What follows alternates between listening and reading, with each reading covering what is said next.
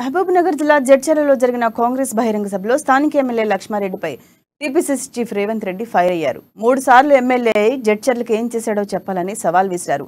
Real దందా చేస్తూ భూములు అమ్ముకుంటున్నారని దుయ్యబట్టారు. కనీసం జడ్చర్లలో 100 పడకల ఆసుపత్రికి ఒక్క జనరేటర్ కూడా తేలేదని ఎద్దేవా చేశారు.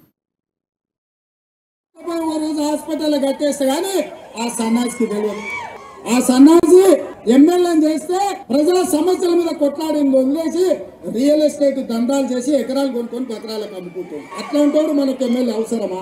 అట్లాంటోడు ఈ చర్చలకు అవసరమా? ఆయన సంవత్సరంన్నర కోసమే ఉన్న మల్లు రవి గారు ఇవాళ ఏ గ్రామంలో పోయినా సీసీ రోడ్డు కనిపిస్తాయి, ఊర్లో డ్రైనేజ్ వర్కులు కనిపిస్తాయి, ₹2 కిలో బియ్యం పథకం ఇక్కడనే మల్లు రవి గారు ఎమ్మెల్యే ఉన్నప్పుడు ప్రారంభించారు. ఈ జడ్చర్లను అభివృద్ధి పదం వైపు నడిపించింది. శేఖర్ గారు ఉన్నప్పుడు ఈ నియోజకవర్గం అభివృద్ధి పదం వైపు నడిచింది.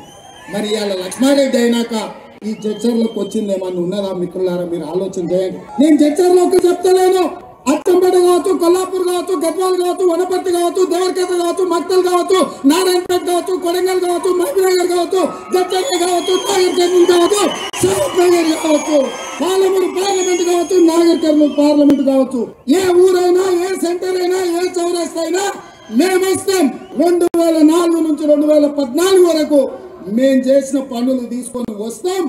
ఏ అంబేద్కర్ సాక్షిగా పిల్లలు మరి